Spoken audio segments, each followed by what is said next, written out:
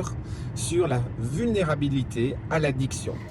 En Belgique, 3% des décès sont liés à l'alcool, soit plus de 10 personnes par jour. Direction Paris à présent, où un attentat a été déjoué de justesse aujourd'hui devant la Bank of America. Un homme a été interpellé en pleine nuit alors qu'il allait mettre le feu à un dispositif explosif artisanal.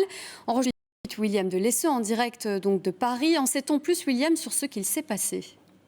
Alors, ce que l'on sait, c'est qu'il était 3h30 cette nuit, rue de la Boétie. On n'est pas très loin de qui mêle, vous le savez, les milieux d'affaires, du tourisme et du luxe. On n'est pas très loin non plus des Champs-Élysées. Alors, des policiers passent à proximité dans simple pas dans le car que 2 personnes suspectent la façade. L'un des suspects entre le feu à un engin artisanal de force d'un liquide qui peut s'apparenter à des hydrocarbures.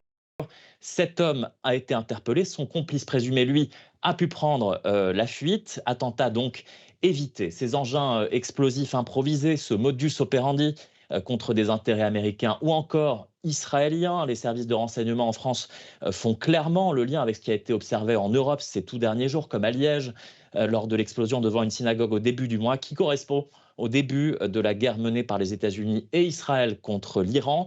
Ici en France, ce que l'on sait du suspect, c'est qu'il est très jeune, peut-être mineur. Il a été recruté selon toute vraisemblance via l'application Snapchat pour quelques centaines d'euros. Vous dire enfin que le parquet national antiterroriste poursuit ses investigations. Merci William pour ces précisions en direct de Paris. Un attentat qui en rappelle d'autres, on l'a dit. Voilà un mois aujourd'hui qu'Israël et les États-Unis ont décidé d'intervenir en Iran. Un mois que le président américain souffle le chaud. Il affirme que des négociations sont en cours. L'Iran nie. Mais comment la situation peut-elle évoluer maintenant ? Donald Trump a proposé un plan inadmissible pour les Iraniens. Alors comment les attirer iraniens ? Les explications avec Philippe Antoine. L'une des entrées de Téhéran ce samedi matin. Une image d'une qui contraste avec celle-ci, mais quelques heures au moment de nouveaux bruits. Pas de quoi pourtant empêcher de continuer à se montrer.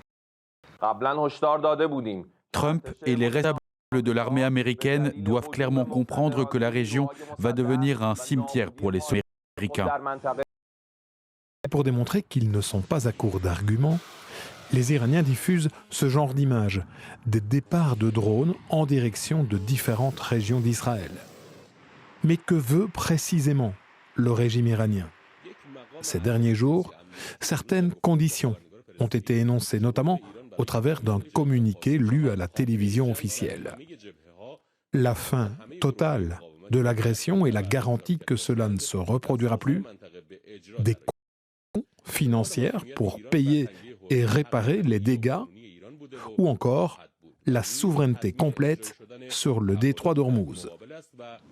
À ce jour, rien n'indique que des négociations soient réellement en cours. Les frappes, en revanche, se poursuivent de part et d'autre.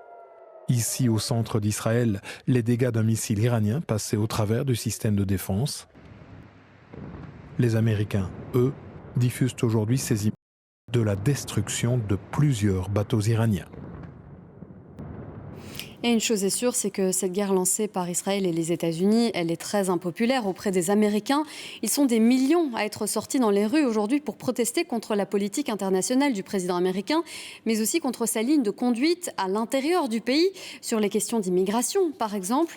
Tous se sont réunis derrière un slogan, un cri de ralliement, « No Kings », traduisait « Pas de roi » pour dénoncer des pratiques qu'ils jugent abusives du président américain, Boris Vanacker. Au cœur de la mobilisation, un seul et même cri de ralliement.